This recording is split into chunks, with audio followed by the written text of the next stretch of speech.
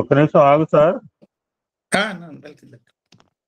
మిమ్మల్ని కాదు, వేరే వాళ్ళు తొందరపడిపోతుంటారు మా వాళ్ళందరూ సార్.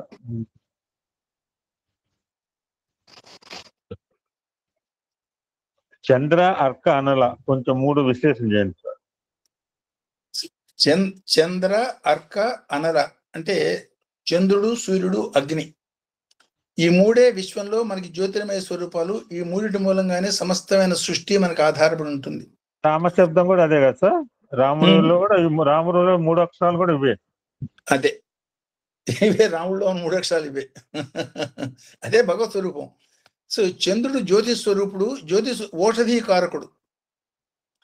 సూర్యుడు ఇప్పుడు శరీరంలో అంగాల పరంగా చూస్తే చంద్ర సూర్యులు మనకు సూర్యుడు కళ్ళని, చంద్రుడు మనస్సని, అగ్ని సమస్తమైనటువంటి తేజస్సుని ఈ ఒక భావన అవుతుంది. లౌకిక జీవితంలో కూడా అంటే మన మామూలుగా చేసినా కూడా సూర్యుడు మన పుట్టుకి కారణమైన సూర్యుడు మూలంగానే శక్తి ఏదైతే చెట్లలోకి వచ్చి మనకి ఆహారంగా అయి మన జీవన ఆధారం అవుతున్నా సమస్తమైన ఓషధులు వాటి యొక్క ప్రజ్ఞలు కలిగి ఉండటానికి కారణం చంద్రుడి యొక్క 16 అమృత కిరణాలు. అందుకనే ఈ అగ్ని సోమాత్మకం జగత్ అంటారు.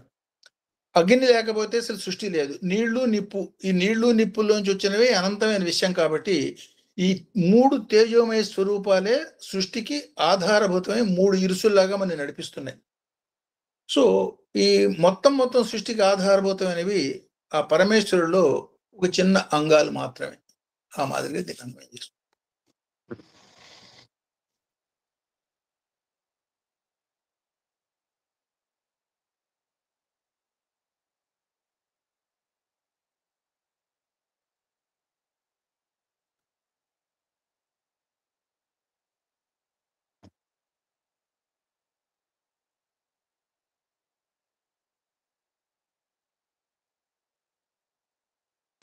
మాట్లాడండి, ఎవరన్నా మాట్లాడండి, నాకు వేరే మెసేజ్లు వస్తాయి. సాయిరామ్ అండి, శాస్త్రి గారు నమస్కారం, గురువు గారు నమస్కారం అండి. ఇప్పుడు సూర్యునిలోను అగ్ని, మూడో దానిలో అర్క అనల 2గా చెప్పారు. ఇప్పుడు దీనిలో ఉన్నటువంటి వేడికిను అగ్నికి తేడా ఎలా గ్రహించుకోవాలంటారు సాయిరామ్? యాక్చువల్లీ సాధారణ అగ్నిలో 7 రకాల స్థాయిలు ఉన్నాయి. అందుకని 7 జింహలతో యథోచిత జింహ అభిగ్రహీత అని కూడా ప్రార్థన చేస్తాం హోమం చేసేటప్పుడు. ఈ 7 రకాల స్థాయిలు అగ్నిలో ఉన్నాయి. అగ్నికి ఉన్నటువంటి కళలు, ఆ విధానం అది మళ్ళీ వేరుగా ఉన్నది. అంటే ఈ అగ్ని సాధారణమైనటువంటి అగ్ని కాక చిదగ్ని స్వరూపమైనటువంటి దాన్ని ఆత్మ యొక్క అగ్ని, జ్ఞానాగ్ని అంటాం. లౌకికమైనటువంటి అగ్ని మనం సృష్టిలో చూస్తున్నటువంటి పంచభూతాత్మకమైనటువంటి అగ్ని. ఈ పంచభూతాత్మకమైన అగ్నికి కారణభూతమైనటువంటి అగ్నిని చిదగ్ని అంటాం.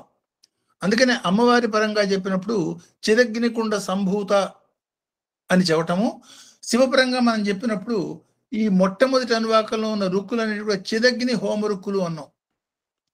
అంటే అగ్నిలో ఉన్నటువంటి వేడికి కారణభూతమైనటువంటి శక్తి ఏదైతే ఉందో, నిరాకార పరాశక్తి ఏదైతే ఉందో, ఆ శక్తిని చిదగ్నిగా మనం భావిస్తాము.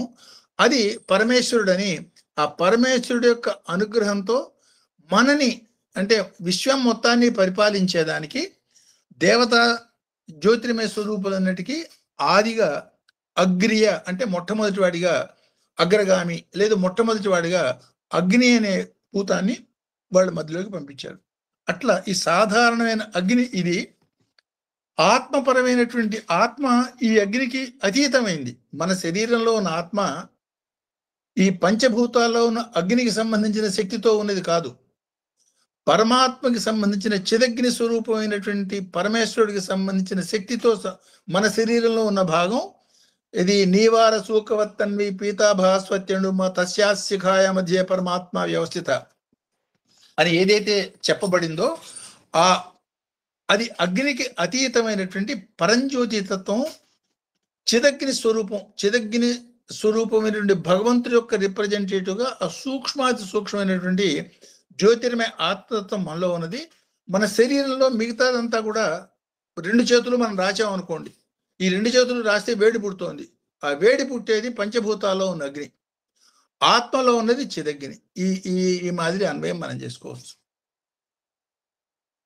త్రికాగ్ని కాలాయ అనే మొదటి అనువాకంలో చెప్పుకుంటాం. అగ్ని యొక్క 3 రకాల తత్వాలు, అందులో ఏ రకమైన అగ్నితో ఏ కార్యం చేస్తాడు ఒకటి అనువాకంలో చెప్పుకున్నాం. అది చిదగ్ని, ఇది సాధారణ అగ్ని. అర్థమైంది సాయిరామ్. తర్వాత ముఖ్యంగా ఇది వాళ్ళ దాంట్లోనండి కాలానికి ఉన్నటువంటి బహుశా అందుకనే అనాదిలో ఫస్ట్ లో బేస్ లో ఈ పరమాత్మ రిప్రజెంట్ అగ్ని అని వేదం చెప్పుకుంటుంది. బహుశా అందుకే కావచ్చు సార్. అంటే ఇనీషియల్ డేస్ లో తెలుసో తెలియక మరి వేదము మరి భగవంతుడు అంటే ఎవడో చెప్పాలంటే ఈ రిప్రజెంట్ సంబడి శుద్ధి ఉండాలి కదా అని అగ్నికి ఆపాదించుంటారు ఆ తత్వాన్ని. అగ్ని అంటే వాళ్ళు దర్శించిన అగ్ని మీడే పురోహితం అని మొట్టమొదటి మంత్రం వేదం. అగ్ని మీడే పురోహితం అంటే వాళ్ళు దర్శించిన దాన్ని మనకి వేద రూపంలో చెప్పారు. అంటే పాశ్చాత్యులు దాన్ని అర్థం చేసుకునేది మొట్టమొదటి అగ్ని అనే భావంతో వాళ్ళు ఇంటర్ప్రిట్ చేసిన మాట వాస్తవమే. కానీ వాళ్ళు చూసిన అగ్ని చిదగ్నే చూసి ఆ చిదగ్ని స్వరూపమైన అగ్ని ఈ దేవతలందరికీ అగ్రగామి, ముందు అదే ఉండి నడిపిస్తోంది.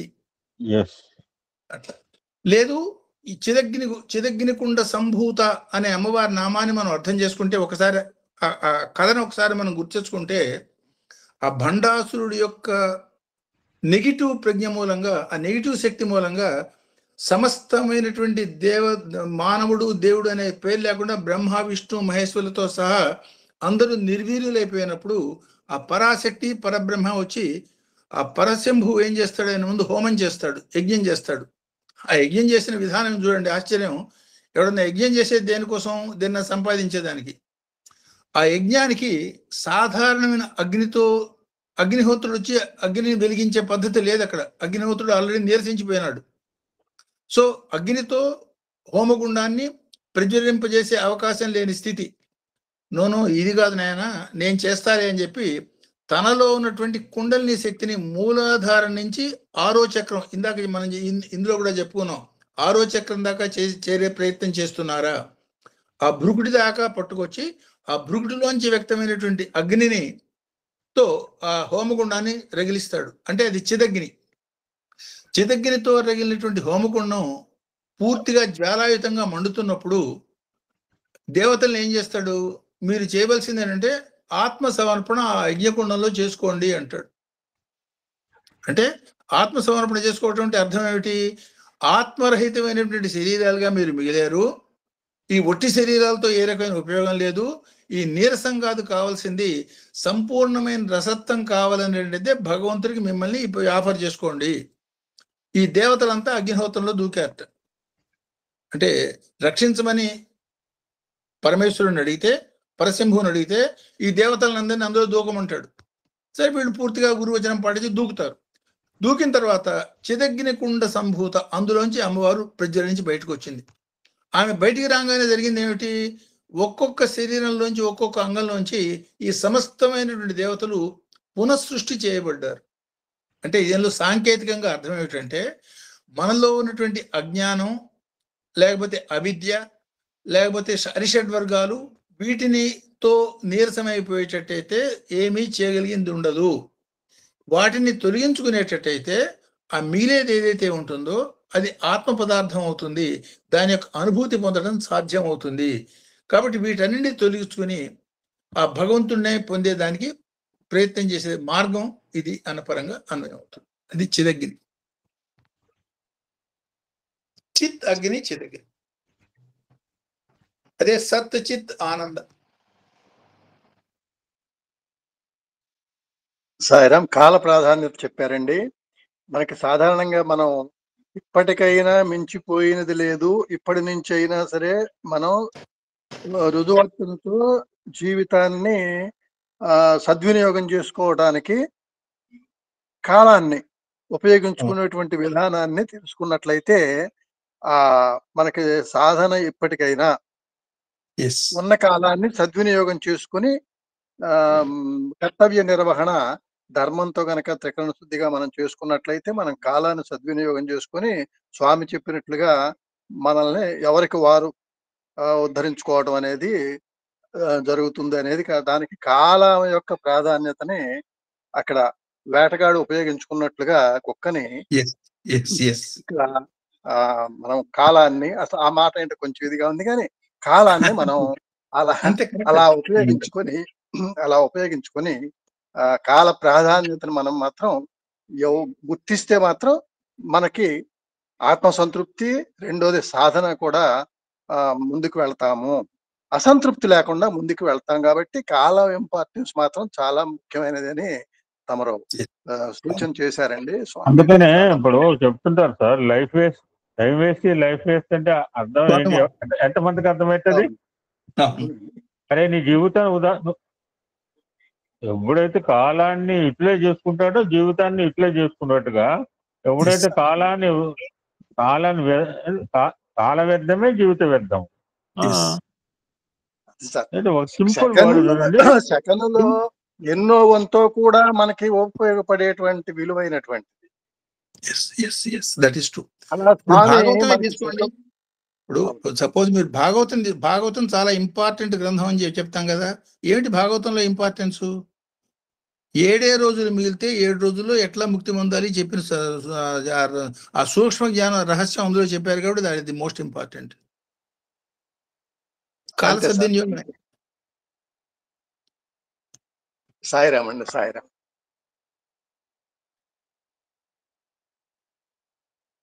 సాయిరామ్. ఓం శ్రీ సాయిరామ్. సాయిరామ్ శాస్త్రి గారు, మీకు హృదయపూర్వక నమస్కారాలు. మా సోదరులకు కూడా హృదయపూర్వక నమస్కారాలు. ఈరోజు మీరు అంతా కాలము, ఆ కాలభైరుడు గురించి చెప్పుకొచ్చారు సార్. కాలభైరుడు శనేభ్యో ఎంతో మనం ఇదిగా చూస్తామండి. మరి దానికి ఉన్న సూక్ష్మ బుద్ధి కానీ సూక్ష్మ ప్రజ్ఞ కానీ అసలు మనకి ఏమాత్రము లేవు. అటువంటి కాలభైరుడు గురించి ఇవన్నీ కూడా మన ప్రజ్ఞ తెలుసుకోవాలంటే ఈ ప్రవృత్తి పొందే మార్గం గురించి మనం ప్రయాణం చేయాలి. చేస్తున్నావా లేదా అని ఒక ప్రశ్న మనం వేసుకోవాలి. ఆ త్రిమూర్తులతో మీరు ఇంకో మాట చెప్పారు, త్రిమూర్తులతో సహా సర్వం మరి లైవ్ అయిపోవడం. అదేవిధంగా ఎన్నో ఆశ్చర్యకరమైన విషయాలు. అసలు ఆశ్చర్యకరమైన విషయం ఏంటంటే మనకి మరణం ఉంది అని తెలుసుండి కూడా మరణం లేనట్టుగా భావించడం. అంతేనా సార్? అంతే అంతే అంతే. అత్యంత ఆశ్చర్యకరమైన విషయం. మనకి నిజంగా ఆశ్చర్యం అది. ఆ తర్వాత మీరు అత్యంత వేగవంతమైంది యక్ష ప్రశ్నలో ధర్మరాజు అడిగిన దానికి అత్యంత వేగవంతమైనది కాలము. 1,86,000 మైళ్ళ ప్రయాణం చేసే దానికంటా కూడా వేగవంతమైంది మనస్సు. మరి ఇటువంటి మనసుని మనం కంట్రోల్ చేసుకోవడం, ఇలాంటివి ఎన్ని వినాలో ఎన్ని ఆచరణలు పెట్టాలో అది. తర్వాత మీరు ఈ చతుర్బ్రహ్మ గురించి చెప్పారు, ఈ కాళరాత్రి గురించి చెప్పారు. పరబ్రహ్మకు మాత్రమే ఉంది ఏం చేసినా కూడా, అన్నీ కూడా మార్గాలే అని చెప్పారు. తర్వాత థాట్, బ్రీత్, టై దీని గురించి ఇదివరకు చెప్పారు. ఇప్పుడు ఈవేళ మళ్ళీ చక్కగా మీరు మళ్ళీ మేము మర్చిపోకుండా మాకు గుర్తు చేస్తున్నారు సార్. తర్వాత మనం అసలు ఈ ఓంకారం అనేది మనం ఉంది, సదాశివ తత్వం మనలో ఉంది సోహన్ రూపంలో. అది మనం గమనించలేకపోతున్నాం. అందువల్లనే ఈ అధోగతి ఊర్ధ్వగతి జరుగుతున్నాయి. యమ నియమాల ద్వారా మనం ఇవి చేయాలి, యోగ మార్గం. అంతే కదా సార్? అంతే. అదే విధంగా మరి ఆయన పేరు యముడు అనటంలో కూడా ఉద్దేశం అదే. యముడు దేవత కావటానికి యమ నియమాలు, కాలుడు కావటానికి కాలానికి మనిషిని తీసేసుకోవటం, జంతువుని తీసేసుకోవటం. అది అందుకనే ఈ మనస్సు సంకల్ప వికల్పాల కారణంగానే మనకి జన్మ వస్తుంది. అంటే ఏదైనా మంచి సంకల్పం వచ్చినప్పుడు వెంటనే దాన్ని మనం ఇంప్లిమెంట్ చేయాలి. ఎగ్జాక్ట్లీ. ఎందుకు చేయాలి అంటే ఒక చక్కటి ఉదాహరణ చెప్పారు స్వామి చెప్పింది.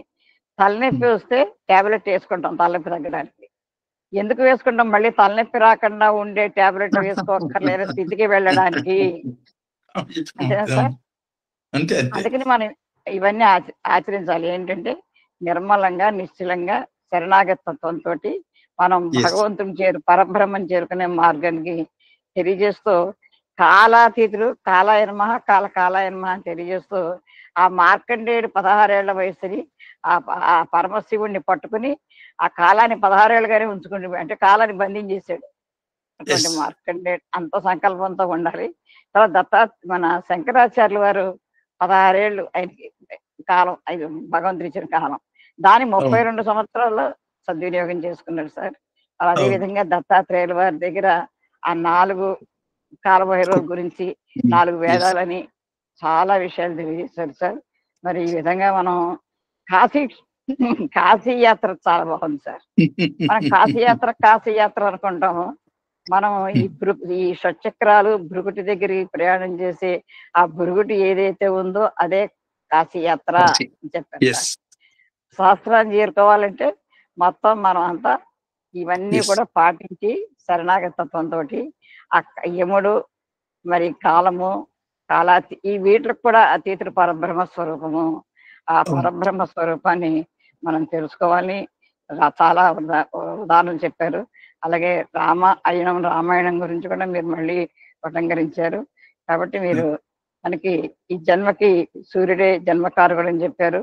భగవంతుని ప్రజ్ఞ అంతా కూడా మనకి ధర్మరాజు ఒక్క ఉదాహరణతో తెలియజేశారు సార్.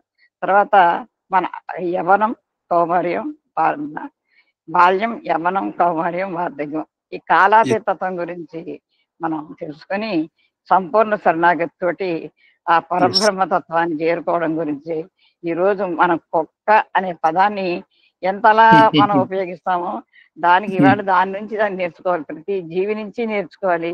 ముఖ్యంగా అందుకనే ఆ కాశీ క్షేత్రంలో కాలభైరవ దర్శనం అని పెట్టేనైనా కాలభైరవుని చూస్తారేమో అని పూర్వం జరిగి ఉండొచ్చు సార్. మరి కాలభైరవుడి గురించి కారుడు గురించి యముడు గురించి ఈరోజు మీరు టైము థాట్ గురించి కాలాన్ని ఉపయోగించుకోవడం గురించి మనసు సంకల్ప వికల్పాల గురించి మరి మరుజన్మ లేకుండా ఉండడానికి ఇవన్నీ మనం తెలుసుకుని ఆచరణలో పెట్టాలని ఈరోజు చాలా విషయాలు శ్రేణోభ్యాన్ని మొదలుపెట్టి తెలియజేశారు. మీకు మా అందరి తరఫున హృదయపూర్వక నమస్కారం తెలియజేసుకుంటాం సార్. మరి ఇంత వివరంగా చెప్పారు. కొన్ని మధ్యలో టఫ్ ఉన్నాయి కానీ అది సృష్టి స్థితి లయ ఆ తర్వాత 2 చెప్పారు సార్. ఏంటవి సార్ ఒక్కసారి? తిరోధాన అంటే మహాప్రళయం, మొత్తం అందరినీ విత్డ్రా చేయటం తిరోధానం. పునఃసృష్టి అంటే ఇందాక అమ్మవారి లలిత అమ్మవారి కథలో మళ్ళీ చెప్పానే అంటే దేవతలందరినీ ఆవిడ పునఃసృష్టి చేసింది. ఒరిజినల్ వాళ్ళంతా నీరసం పోయి అని చెడిపోయినారు, పూర్తిగా శక్తిహీనులు అయిపోయినారు. వాళ్ళు హోమగుండంలో పడిపోయినాక అంటే నెగిటివిటీ మొత్తాన్ని హోమగుండంలో హుతం చేసిన తర్వాత సంపూర్ణమైనటువంటి పాజిటివ్ ఎనర్జీతో తిరిగి వాళ్ళని సృష్టించింది ఆవిడ. అది పునఃసృష్టి. సంకల్ప మాత్రంగా భగవత్ సంకల్ప మాత్రంగా చేసిన పునఃసృష్టి అది 5వ కార్యం. అది సదాశివ బ్రహ్మ చేస్తారు. సృష్టి స్థితి లయ తిరోధాన పునఃసృష్టి సాయిరామ్. అంటే మనం అంతా కూడా ఉన్న స్థితి నుండి ఉన్న స్థితికి వెళ్ళాలంటే ఇవన్నీ ఆచరించాలి సార్. వీటి అవగాహన ఉంటే మనం పోవాల్సిన ఆ మార్గంలో వెళ్ళిపోతాం. సాయిరామ్ సార్. మీకు మా హృదయపూర్వక నమస్కారాలు. మా సోదరులకు కూడా హృదయపూర్వక నమస్కారం తెలియజేసుకుంటూ సాయిరామ్. నమస్కారం. సాయిరామ్ అండి శాస్త్రి గారు. నమస్కారం. చాలా అద్భుతంగా చెప్పారు ఎన్నో విషయాలు. ఈ కుక్క అనేటువంటి విషయం గురించి తెలియచేశారు. మరణించే వాళ్ళకి ఈ కాలము అనేది కుక్క రూపంలో కనిపిస్తుంది అని అన్నారు. దానికి తార్కాణం కూడా నేను మా బంధువుల దగ్గర నుంచి విన్నాను.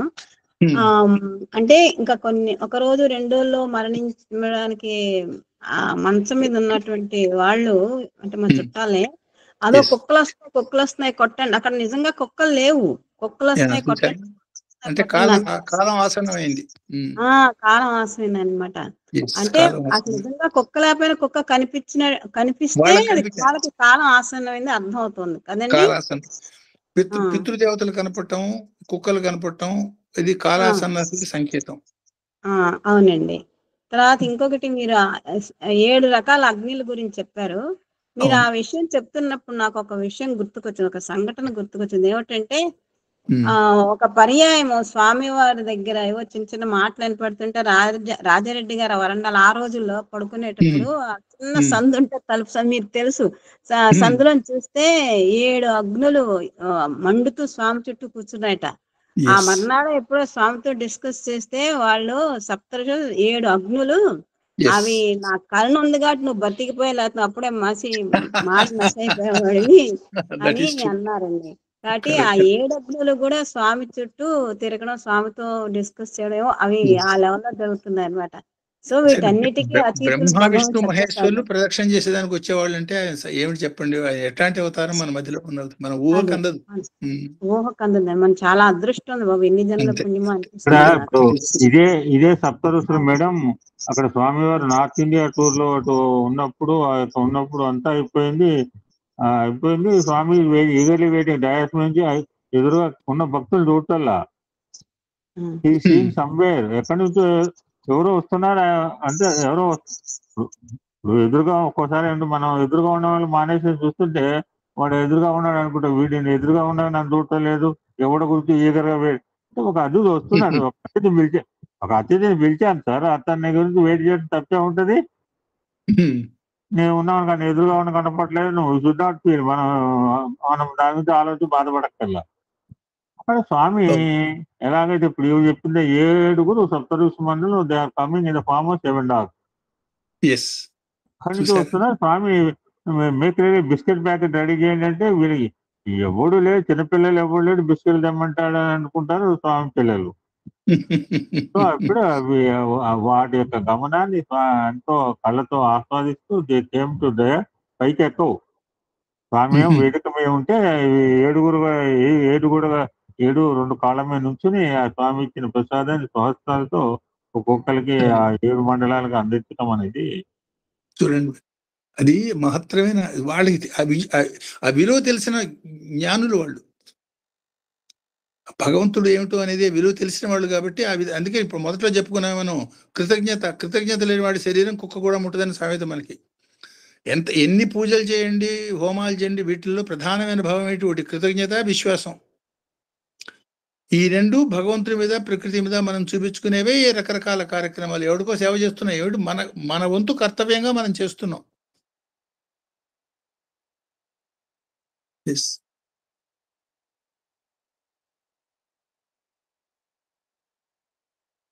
నిజంగా సార్ ఆ కాలభైరవుడు చాలా పవిత్రమైన వాడు సార్.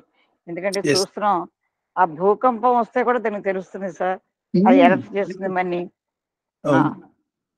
అసలు ఎందుకు చిన్న ఇంట్లో పెట్టే పెట్ డాగ్స్ ఉంటాయి సార్, అది యజమానికి ఎంత విశ్వాసం చూపిస్తుంది అంటే ఎవరైనా మాట్లాడుతుంటే వాళ్ళ మీద పడిపోతుంది అనమాట. దానికి అన్ని తెలుస్తాయి సార్. దాని శత్రువులు ఇంపార్టెంట్ కదా, దానికి యజమాని శత్రువులు మోస్ట్ ఇంపార్టెంట్.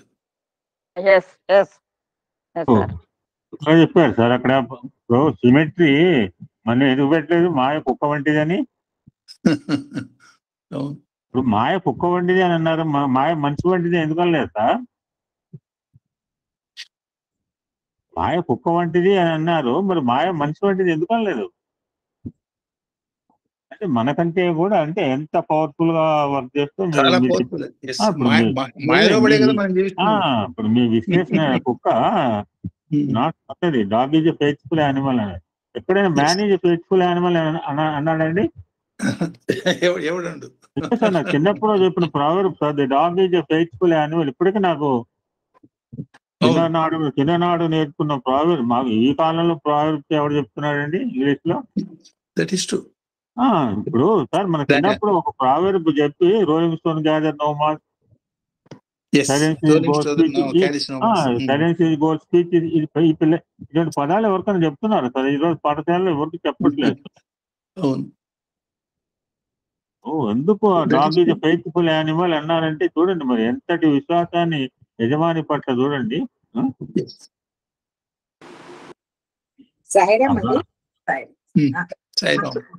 అంకుల్ మాట్లాడుతున్నట్టున్నారు సార్. మాట్లాడు మేము మాట్లాడి అలిసిపోయాను. శాస్త్రి గారు చాలా చాలా బాగా చెప్పారు. కాలాన్ని ఎట్లా ఉపయోగించుకునేది అన్ని తెలుసు అనుకుంటాం కానీ మీరు చెప్పింది అసలు జీర్ణించుకుంటుంటే ఎంత బాగుందంటే అంత బాగుంది. అలాగే ఈ భైరవుడి గురించి చెప్తున్నప్పుడు ప్రాక్టికల్ అండి, నా చిన్నప్పటి నుంచి చూస్తున్నాను నేను. ఎక్కడైనా నేను వేడుపు విన్నాను అంటే విత్ ఇన్ 4 days లో ఒక డెడ్ బాడీని చూడాల్సిందేనండి. రియల్ గా ప్రాక్టికల్ గా చూసాను. అంటే ఆ సందులో ఎవరో ఒకళ్ళు అంటే ఆ బజార్లోనో పక్క బజార్లోనో వింటమో ఏదో ఒకటి ప్రాక్టికల్ గా ఒక్క ఏడుపు విన్నాను అంటే దట్ ఈస్ ట్రూ. అవునండి. మీరు చెప్పాక నిజంగా అసలు అది అపోహ కాదు, 100% నేను ఎప్పుడు ప్రాక్టికల్ గా చూస్తున్న మాట అని నాకు అనిపించింది. అది కళ్ళతో చూడగలుగుతుంది, చూడగలుగుతుంది. అది చాలా సార్లు చూసాను. అలాగే అండి ఈ ఈ పదం నాకు నచ్చదండి. కుక్కకున్న విశ్వాసం మనిషికి లేదంటారే, అసలు కంపేర్ చేయటానికే లేదండి మనిషిని కుక్కకున్న విశ్వాసం. అస్సలు ఎంత బాగా చూసుకుంటదండి మనల్ని. ప్రాక్టికల్ కుక్కల్ని పెంచిన వాళ్ళకి అర్థమవుతుందండి అసలు ఎంత బాగా. అదొకటండి. వీటితో పాటు నాకు చిన్న డౌట్, ఇప్పుడు ఒక్కొక్క ఇలా సంకేతం ఇస్తుందో మనకు అర్థం. అక్క ఒక మాట నువ్వు ఇందాక అన్నప్పుడు ఇంకొకటి కూడా, మంకీ మైండ్ అంటే కోతులు ఒప్పుకోవటం మనం దిగోంటే ఎలా ఉంటాం ఏంటంటే ఊతపదం అంటే మంకీ మైండ్ అంటుంటాం. అవునవును. సో మాతో పోల్చుకోవడానికి మీకు అర్హత లేదంటే మంకీ. ఎందుకంటే మీరు మానవులు కాబట్టి సీతాదేవి అపహరించారు, మేము మానవులుగా పుట్టకపోయినా సీతకు సహాయం చేసినాం, కాపాడి పట్టుకొచ్చాం. So don't compare with us. ఏమండి ఇది కాకి దేనికైనా సంకేతం అండి? కాకి యమధర్మరాజు యొక్క రిప్రజెంటేటివ్, అంటే పితృదేవతలకు సంకేతం. నేను అంటే నవ్వొస్తుందేమో కానీ ఎప్పుడైనా కాకి ఇంటి ముందుకు వచ్చి అరిసింది అంటే ఖచ్చితంగా గెస్ట్లు వస్తున్నారని నాకు అర్థమైపోద్ది. పితృదేవతలకు సంకేతం, అంటే రాబోయే వాళ్ళని ఇండికేట్ చేసేది. పితృదేవతలకు సంకేతం అది. అందుకనే కాకపిండం అని పితృదేవతలకు పెట్టేది. కాకి వచ్చి ముట్టిందా లేదా అని చూసి, కాకి ముట్టకపోతే చాలా చింతపడతారు. అవును, అంతవరకు తెలుసు కానీ గెస్ట్లు రావటం అనేది నాకు తెలియదు. అంటే వాళ్ళు మనకి సంబంధించిన వాళ్ళు వస్తున్నారు అని. పితృదేవతలు మనకి సంబంధించిన వాళ్ళు కదా.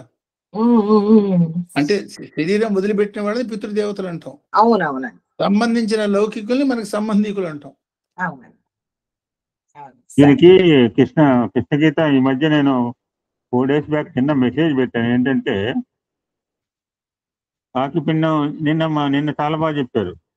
అసలు నిన్న చాలా బాగా చెప్పారు సార్. సత్యం సింహతొందరలో అవి చేస్తాయా లేదా ఈ విధవాలతో నువ్వు పెట్టుకో, ఇవి పెట్టడం నీ పని అంతే. ఇట్లా చెప్పారు సార్ స్వామి. అంతే కదండి, అలా చెప్పకపోతే మనకు అర్థం కాదు. ఎందుకంటే అరుంధతిని కూడా వక్రీకరించే స్థాయి. ఇందాక సత్యం సింహతొందరలో నిన్న డూ ఇట్ అంటే చెందుతుందా లేదా నీకెందుకు అన్నప్పుడు 4 days బ్యాక్ ఒక చిన్న మెసేజ్ పెట్టాను Krishnageetha. The essence of the message just I'm go through it. నా దగ్గర రెడీమేడ్ రికనర్ ఉంటుంది. మీకు అంటే మీరు దాచుకోలేరు, నేను దాచుకుంటారు. మన బంధువులు చనిపోయినప్పుడు కాకులకు పిండం పెడతాము. ఎందుకంటే వాట్ ఇస్ ద రీజన్? ఒకసారి రావణ బ్రహ్మ నవగ్రహాలను బంధించడానికి వచ్చినప్పుడు ఇందాకంటే కాల్ చేస్తాను, బంధించడానికి వచ్చినప్పుడు రావణ్ణి చూసి యమధర్మరాజు భయపడ్డాట. తనను బంధిస్తారని తెలిసిపోయి పారిపోయే దారి లేక అక్కడ కాకి ఉంది, పారిపోయే మార్గం చూపించమని అడుగుతాడు యమధర్మరాజు. అంటే ఇది ఇతివృత్తం కావచ్చు. ఇతివృత్తం అంటే ఇది ఎందుకు పెడతారంటే దిస్ ఇస్ రీజన్. అప్పుడు కాకి తనలో ప్రవేశించమని చెప్పి ప్రవేశించగానే ఎగిరిపోయి చాలా దూరం రావణ బ్రహ్మ నుంచి సేవ్ కాబడతాడు అనమాట. అప్పుడు యముడు కాకి ఒక వరం ఇస్తాడట. ఎవరైతే నీకు ఎవరైతే అమావాస్య రోజు కానీ లేకపోతే బంధువులు చనిపోయాక కానీ తిథుల్లో కానీ ఆహారం పెట్టినప్పుడు ఆహారం కనుక నువ్వు స్వీకరించావంటే పితృదేవతలు చాలా ఆనందపడతారు. దట్టు కాకి అంటే శనీశ్వరుడు కదా. Shani also will become very more happy. So కాకి అన్నం పెట్టామంటే శనీశ్వరుడికి మనం పెట్టినట్టే. శని దేవత అనదు, you have to call it Shanishwara.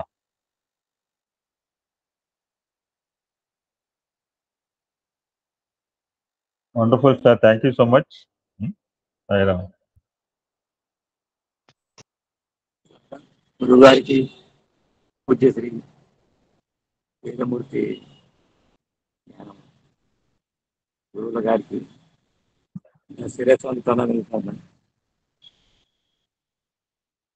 Okay Padma, you can conclude recording. Sir respond కావట్లేదు.